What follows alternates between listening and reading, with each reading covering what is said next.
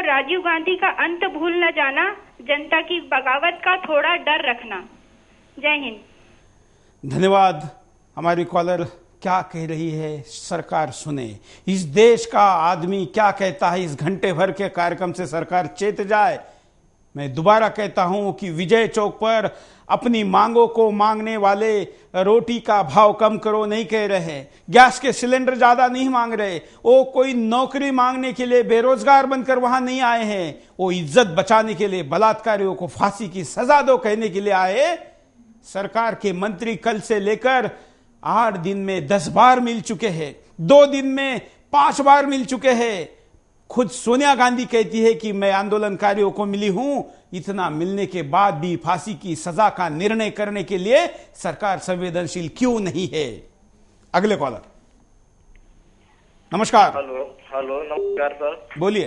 सुरेश जी, मैं सबसे पहले आपको धन्यवाद देना चाहता हूँ जो मुद्दे आप बिंदास बोल में लेकर आए हैं। सर, मैं सूरत से मुकेश बोल रहा हूँ। सर, मैं ये कहना चाहता हूँ, हेलो, बोलिए। सर जी की ये जो कांग्रेस की सरकार हो या पक्ष हो विपक्ष हो, इनसे तो इस फांसी की सजा का जो नियम है हमको उम्मीद ही छोड़ना चाहिए, क्योंकि संसद में ही बलात्कारी बैठे हुए हैं।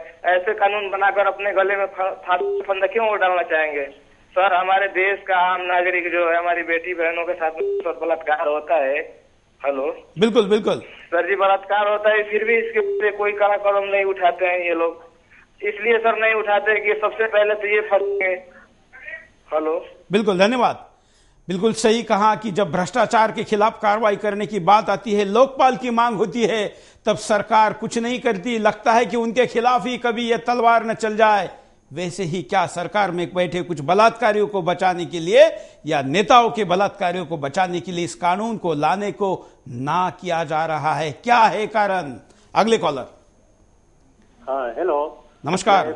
मैं बोलना, नमस्कार जी, मैं सत्येंद्र झा बोल रहा हूँ। हाँ, मैं ये बोलना चाहता हूँ कि जो हमारे देश के नेता जैसे प्राइम मिनिस्टर है, ये अभी तक कुछ नहीं बोला, इतना कुछ हो गया, लेकिन अभी तक एक स्टेटमेंट नहीं आया। ये कांग्रेस के मुझे एक विधायक मिले थे, उनको मैंने बोला था कि आप ऐसे व्यक्ति को प्राइम मिनिस्टर बना देते हैं जिसको सोचने की शक्ति समाप्त हो जाती है। उसकी उम्र इतनी हो गई है कि वो न सोच सकता है, न चल सकता है, न फिर सकता है। फिर ऐसे व्यक्ति को आप क्यों प्राइम मिनिस्टर बनाते हैं जो देश के लिए घातक है? किसी अमेरिका में देखिए इतना बुढ़ा नहीं, इंग्लैंड में देखिए इतना बुढ़ा नहीं, बना देते हैं ऐसे व्यक्ति को प्राइम मिनिस्टर जो सोच भी नहीं सकता है। यही मेरा कहना। तो उनका जवाब क्या था? उन्होंने कुछ नहीं बोला, उन्होंने कुछ जवाब नहीं दे पाया, वहां से मुस्कुरा के चल दिए, बोला कि हम वो भी मनमोहन सिंह के मोड पे होंगे। धन्यवाद। अगले कॉलर से बात करते हैं। हेलो, नमस्कार। हाँ नमस्कार सुरेश जी, मैं अलीगढ़ से बोल रहा हूँ, योगेश गोयल। बोलिए। देखिए, आप ये हफ्ते में 3 दिन बहुत अच्छे मुद्दे उठाते हैं देश से जुड़े हुए, इसके लिए आप पूरी तरह से बधाई के पात्र हैं, किंतु इतने से काम नहीं चलेगा। मेरा इसमें सुझाव ये है कि आप एक प्रयत्न करें कि बाबा रामदेव जी, हमारे अरविंद केजरीवाल जी और अन्ना हजारे जी को आप एक प्लेटफॉर्म पर ला करके और उनसे फिर इस देश के हित में कुछ कराएं। और ये जो है, मेरी गारंटी है इस बात की कि अगर ये तीनों लोग एक हो जाएंगे तो इस असंवेदनशील सरकार के लिए बहुत बड़ी परेशानी खड़ी कर देंगे और इससे देशभक्त जो है सभी एक प्लेटफॉर्म पर आ जाएंगे। जब तक ये सारे देशभक्त एक नहीं होंगे तब तक इन नेताओं से पीछा नहीं छूटेगा और इससे इन्होंने जिस तरह से देश को गड्ढे में डाल रखा है उससे भी जब तक निजात नहीं मिल पाएगी हमको। तो मेरा यही आपसे निवेदन है कि आप केवल इस प्रोग्राम दिखाने से काम नहीं चलेगा, आप इन तीनों लोगों को एक मंच पर ला करके तब फिर देश हित में कुछ कार्य किए जाएं। और इसमें फिर मेरे भी कुछ सुझाव ऐसे हैं कि जो हमारे देश को आगे ले जाने में बहुत बड़ी हेल्प करेंगे। बस मैं इतना ही कहना चाहता हूँ। धन्यवाद। सुदर्शन टीवी ने ही सबसे पहले अन्ना बाबा को एक आना चाहिए इस पर बिंदास बोल किया था और उसके बाद दोनों एक आए थे। हालांकि दोनों के बीच खाई निर्माण करने वाले कई लोग हैं, शायद वो हमसे ज्यादा पावरफुल है इसलिए वो साथ में टिक नहीं पाए।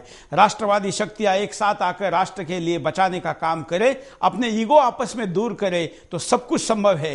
एक चैनल के तौर पर हम कार्यक्रम दिखाना और लोगों को अपने हक के लिए बेखौफ होकर आगे आने के लिए कहना कर सकते हैं और उसके लिए हम किसी भी चैलेंज को स्वीकारते हुए ये करते हैं।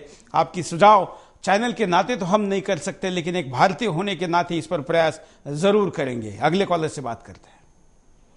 नमस्कार जी, मैं हेमलता शर्मा बोल रही हूँ शिमला से। बोलिए जी। 6 दिन से जो चल रहा है, पहले उस लड़की के साथ इतना गंदा कुछ होता है और फिर 6 दिन से ये जो चल रहा है, आंदोलन चल रहा है, उसके ऊपर जो सरकार का रवैया चल रहा है वो बिल्कुल ही बहुत बुरा है, बहुत ही निंदनीय है। और इन लोगों को ये करना चाहिए कि सबसे पहले तो वो कमिश्नर पुलिस को हटाना चाहिए। उसका 2-3 दिन से हम लोग देख रहे हैं, इंटरव्यू देख रहे हैं, उसमें तो लग ही नहीं रहा है कि वो कुछ करने वाला आदमी है। बिल्कुल। लेकिन जहां पोस्टिंग कुछ लेन देन के साथ होती है, उसका एग्रीमेंट पूरा ना हो जाए, उसकी वसूली ना हो जाए, तब तक कैसे उसको निकाला जाए, ये भी आरोप लगते हैं। धन्यवाद। अगले कॉलर से बात करते हैं। आज जिस सरकार में शशि थरूर जैसे, एनडी तिवारी जैसे लोग हो, उससे हम हिसाब के क्या उम्मीद कर सकते हैं? बिल्कुल बिल्कुल सही कहा आपने, धन्यवाद। शशि थरूर, एनडी तिवारी जैसे लोग जिस मंत्रिमंडल में हैं या जिस सरकार में सहभागी है, जो सरकार एनडी तिवारी को गवर्नर बनाती है, जो शशि थरूर को मंत्री बनाती है, उसके पास ये संवेदना की अपेक्षा करना ही गलत है। इस देश का नागरिक टीवी चैनल पर कॉल करके इस बात को कह रहा है। प्रधानमंत्री आप सुन रहे तो देखिए देशवासियों की क्या राय है। आपका मौन, साइलेंट मौन अभी तो तोड़िए। अगले कॉलर। नमस्कार, बोलिए। नमस्कार। हाँ, ये जो गवर्नमेंट कर रही है, मुझे समझ नहीं आता। जो हमारे देश के राष्ट्रपति हैं, इतनी पब्लिक, हजारों लोगों के सामने एक बयान देने के लिए नहीं आ सकते वो लोग। हाँ जी सर। बिल्कुल बिल्कुल। जो देशवासियों के सामने, जो निहत्थे देशवासी है, जो अपनी न्याय की और वो इज्जत के न्याय के हक की मांग लड़ने के लिए आपके दरवाजे पर आए हैं, राष्ट्रपति उनके सामने नहीं आ सकते, प्रधानमंत्री उनके सामने नहीं आ सकते, गृह मंत्री उनके सामने नहीं आ सकते हैं, तो जो गन लेकर इस देश पर आतंक फैलाने के लिए आएगा, उस आतंकवादी के सामने कैसे जा सकते हैं? अगले कॉलर। हाँ जी सर, बोलिए। हाँ नमस्कार सर। नमस्कार, मैं चंद्रशेखर बोल रहा हूँ। सुरेश जी, कहाँ से बोल रहे हैं चंद्रशेखर जी? सिलवासर से बोल रहा हूँ सर। बोलिए। चंद्रशेखर सरकार बोल। हाँ सर, मेरा ये कहना है कि ये जो सरकार है ना, वो इन बलात्कारियों को फांसी की सजा देना ही नहीं चाहती। और आगे ये जो हमने तो यहाँ से सुना है कि ये कानून जो बने हैं ना, वो अंग्रेजों के जमाने के कानून, बल्कि अंग्रेजों के जमाने के छोड़िए, 1738 जो लंदन में कानून बना था, उस कानून का यहां पर उपयोग किया जा रहा है। उसके बाद थोड़ी अमेंडमेंट हुई है, लेकिन 2012 में जब इंसान हैवानियत की हदें पार कर रहा है, तब भी सरकार इंसान के लिए नहीं, उस हैवान को बचाने के लिए आमदा है। अगले कॉलर। हाँ सर, मैं बोलिए बोलिए। हाँ सर। हाँ, मैं सिरोही से बोल रहा हूँ। हाँ, क्या कहेंगे? मैं ये कहूंगा, हेलो, बोलते रहिए आप। सर मैं ये कहूंगा, हेलो सर। धन्यवाद।